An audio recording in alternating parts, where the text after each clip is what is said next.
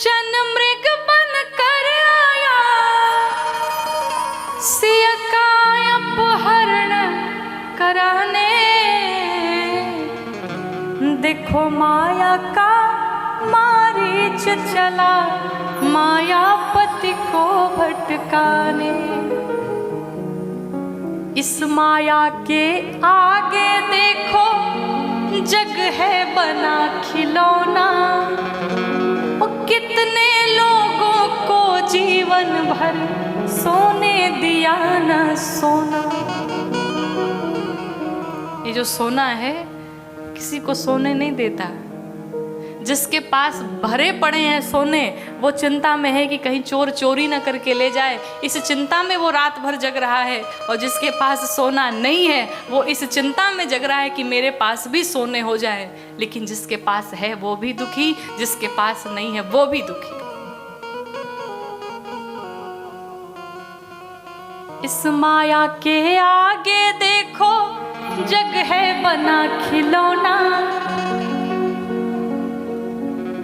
इस माया के आगे पूरा जगत खिलौना बना है। इसके पीछे पीछे घूम रहा है, दौड़ रहा है कि नचा रहा जो सारे जग को, नचा रहा जो सारे जग को, माया चली नचाने। देखो माया का मारीच चला, मायापति को भटकाने। बड़ी विडंबना है, मायापति माया के पीछे पीछे दौड़ रहे हैं। मारीच को भगवान ने मुक्त किया। रावण आया, ब्राह्मण का वेश धारण करके, साधु वेश धारण करके आया भिक्षा मांगने के लिए। इधर लक्ष्मण भैया, माँ जानकी ने जैसे सुना, कहा आपके भैया किसी विपत्ति में है, आप जाइए उनकी सहायता करिए। लक्ष्मण जी ने बार बार मना किया, कहा वो भगवान है, उनका अहित नहीं हो सकता। लेकिन माँ ने कुछ कटु बातें सुनाई जिससे लक्ष्मण जी को जाना ही पड़ा। लक्ष्मण जी चल पड़े, एक लक्ष्मण रेखा खींच दी, कहा मैया आप इससे बाहर ना आना।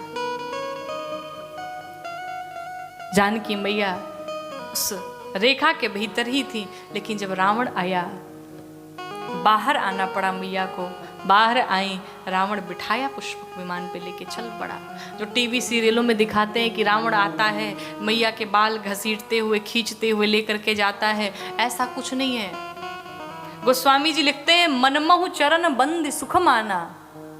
सबसे पहले रावण आया तो माँ जानकी को प्रणाम करता है, कहा मैया हम चाहते मेरा वध हो सकता था, लेकिन मैं चाहता हूँ कि मेरे पूरे परिवार कुल खानदान सहित मैं भगवान के धाम को भेजूं, और वो करने के लिए जब तक आप मेरी लंका में नहीं जाएंगी तब तक ये संभव नहीं हो पाएगा, इसलिए प्रस्थान करिए। माँ जानकी बाहर निकली, पुष्पक विमान में बैठी, चल पड़ी,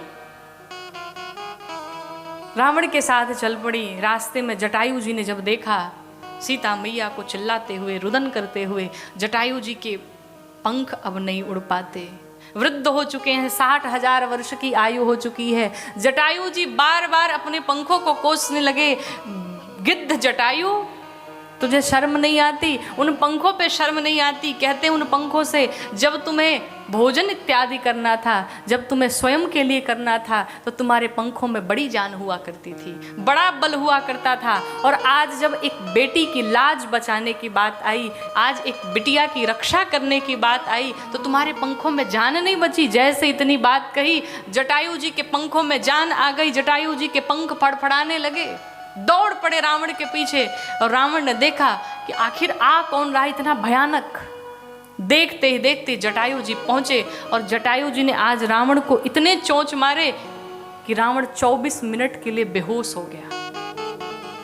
24 मिनट के लिए।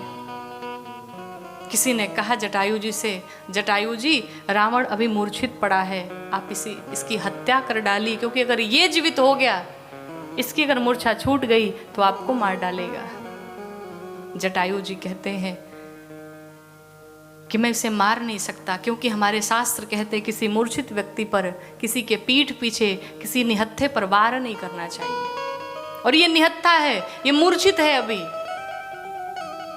मैं नीति पूर्वक युद्ध करूंगा, भले ही मैं मर क्यों न जाऊं। वो है हमारा भारत देश, जिस भारत देश का एक पक्षी भी एक बेटी की लाज बचाने में अपने प्राणों को गंवा देता है, ऐसा है हमारा भारत देश।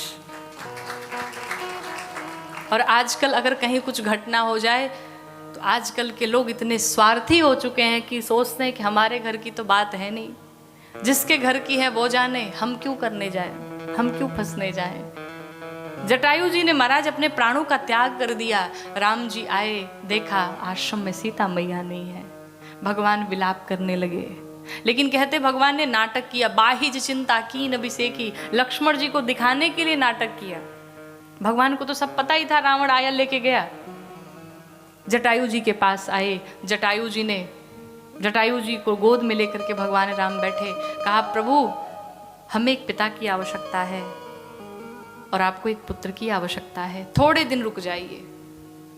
जटायु जी ने कहा राम, मेरे मित्र महाराज दशरथ ने आपके वियोग में अपने प्राणों को त्याग दिया और आज मैं अपनी बहू के वियोग में, अपनी बिटिया के वियोग में अपने प्राणों को त्याग दूंगा। मुझे जाने दीजिए, मुझे अब विदा करिए।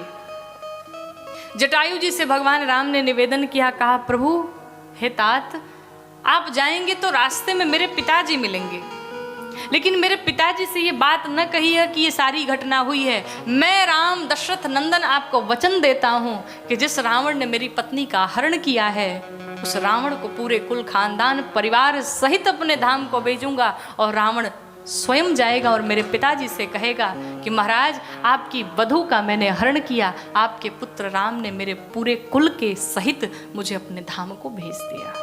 ये मेरा वचन है आपको। भगवान ने वरदान दिया, जटायु जी को विदा किया। विदा करने के पश्चात